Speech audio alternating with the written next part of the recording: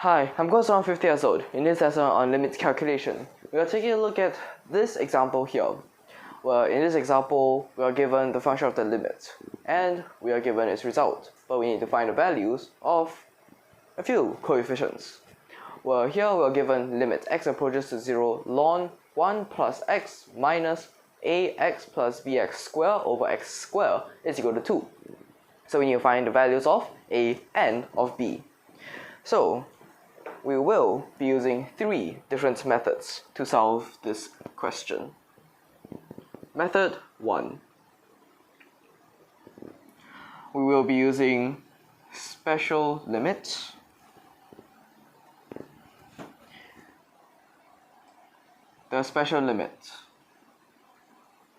and the L'Hopital's rule. So, special limit plus L'Hopital's rule. How are we going to use it here? And beware, when you see this question, the special limit that comes to your mind should be the one with 1 plus x to the power of 1 over x, where x approaches to 0, right? So, first of all, the form of what this question is. Where you will see ln 1, which is a 0 in the numerator, divided by 0, okay? So it's a 0 over 0. And that gives a result of 2. So, how exactly are we going to get our special limit here? We're going to have limit x approaches to 0. We flip one of these x into the numerator to have 1 over x ln 1 plus x. Then we have to minus a plus bx. Right, so this is exactly what we are going to see. Now for the part involving our special limit. So we have limits x approaches to 0 ln 1 plus x to the power of 1 over x. Then of course minus a minus bx. And over here we have divide by x. Well, you can also choose to remove this portion and put it as minus b. Well, just beware that whatever's inside this limit will only be this part. So alternatively, you could put the minus b to the front in order to not confuse the two, alright? Now let's think about this. Take a look at this term within the ln. You have 1 plus x to the power of 1 over x, where x approaches to 0, which means whatever's inside the ln basically approaches to, so there will be a e, and ln e will be equal to 1. But the denominator is a 0, and here it is a 2, which means this has to be somehow solvable.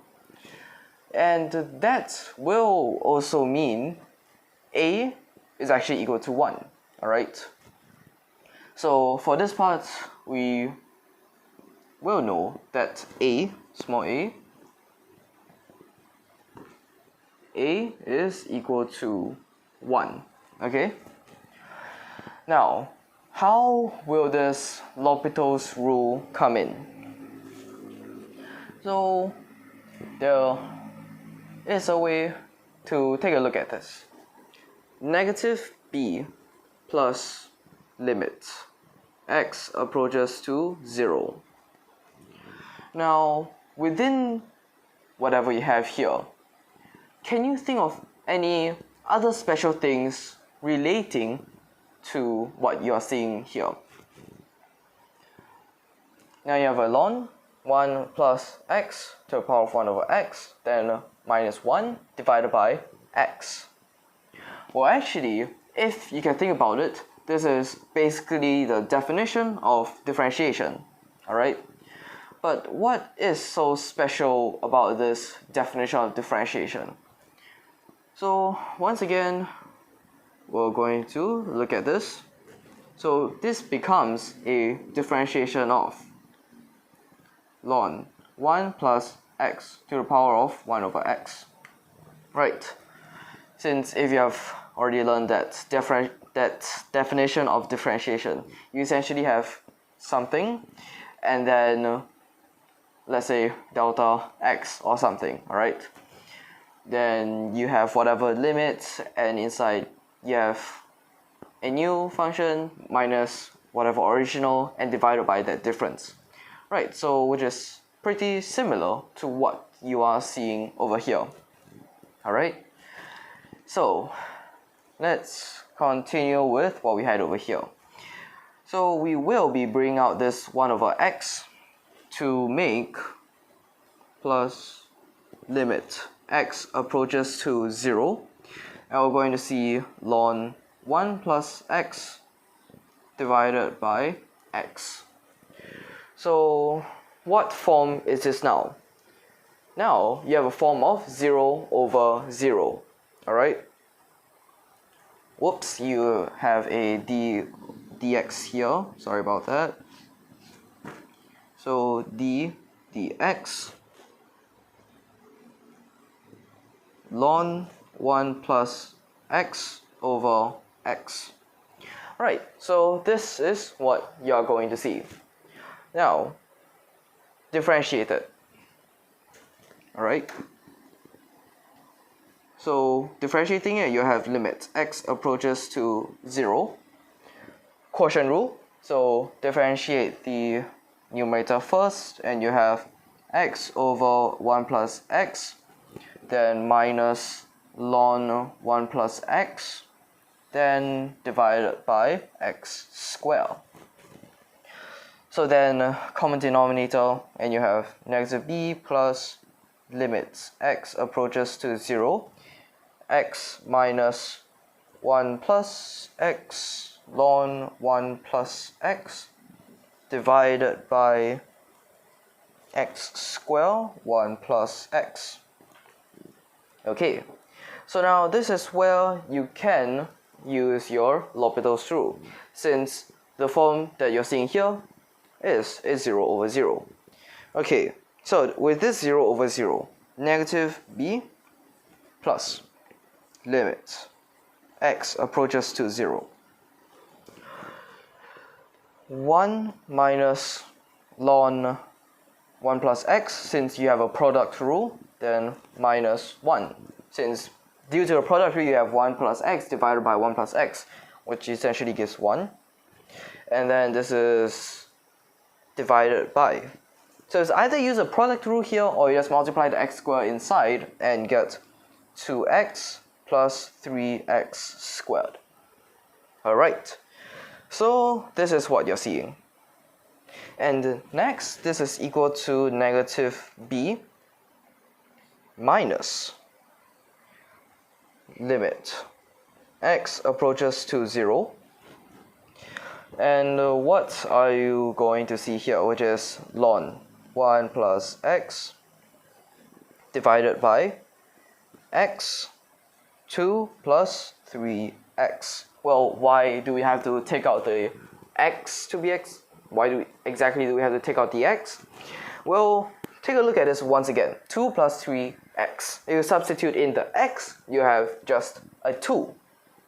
Well, if it's just a 2, that means, and because this is multiplied onto it, which basically means that you can already solve this portion, alright?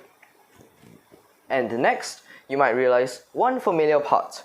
After you remove this part, you have ln 1 plus x over x.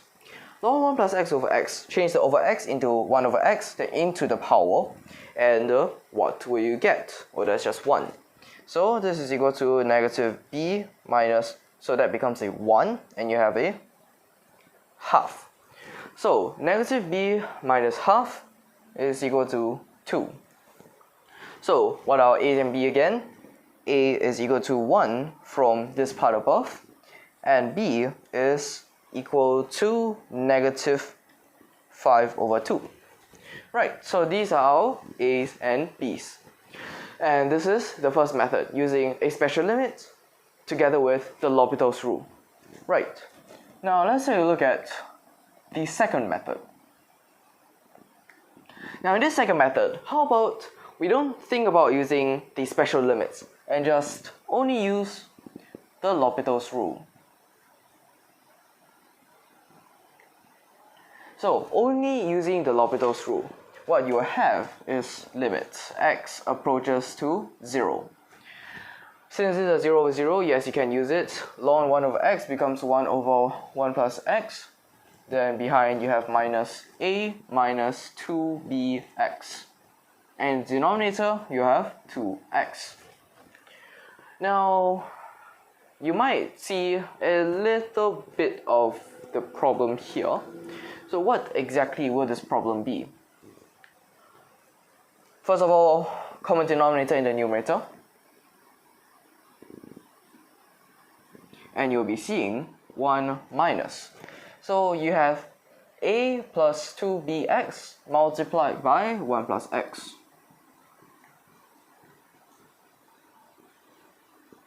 And then later you'll probably want to expand that. Right, so this is what we have. Now, what form is this? Let's substitute in the x. You have a 1 minus a in the numerator, and you have 0 in the denominator. But in your original question, you're given that it is solvable and you get 2 from it, which means in your numerator, well, it's probably a 0. And since it's probably a 0, you have 1 minus a is equal to 0, which then once again gives a is equal to 1. So, the next part of your problems. Are you going to differentiate or use a L'Hopital's rule on this once again? Well, probably, since when you think about it, a, you have this part, well, limit x approaches to 0. You can choose to sort of expand it, or you could just L'Hopital's rule once again, since it is a 0 over 0. Right, so what if you L'Hopital's rule once again? You have a negative 2b multiplied by 1 plus x, then minus a plus 2bx. And this is divided by 2 plus 4x. Is this right? Okay, so now let's take a look at this form now. We have negative 2b minus a divided by 2 is equal to 2. Right, so you can sort of make use of simultaneous equations here. 1 minus a is equal to 0 from this portion. And at the end you have negative 2b minus a is equal to 4, since this divided by 2 is equal to 2. Right, so from here we determine a is equal to 1. You just have to substitute a into your second equation. Move it to the other side, you get negative 2b is equal to 5, and of course b is equal to negative 5 over 2. So once again, you get the results of a is equal to 1 and b is equal to negative 5 over 2 in the second method. Alright, so that is the second method, which is just using L'Hopital's rule, but using L'Hopital's rule twice on whatever we have over here. And by the end of the second L'Hopital's rule, you will realize that it is no longer an indeterminable form, so you can substitute in the x to get your second equation, which will then allow you to get the value for b. Right, so that is our second method, and we can proceed with method 3. So method 3 will be the Maclaurin series. Now, Maclaurin series, what exactly are we going to use it for in this case? So you take a look at the original function given. You have a ln, you have your other algebraic parts. So that means the thing you will probably think of is using your Maclaurin series for ln, okay? Now, using the Maclaurin series for ln, we're going to have limit x approaches to 0. Now, Maclaurin series for ln, how will it go? And beware, the Maclaurin series for ln isn't just a ln x, but instead you actually have ln 1 plus x, alright? So that part you have to be aware. And this part actually gives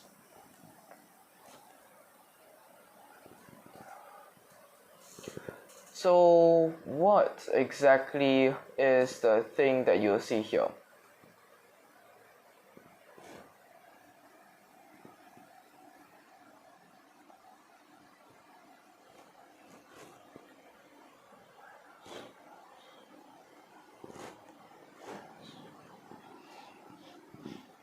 So you have x minus half x squared, then plus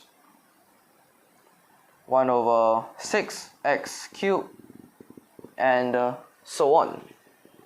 So of course, once again, you can represent the others with a little o notation, but that depends on you, how you like to solve it.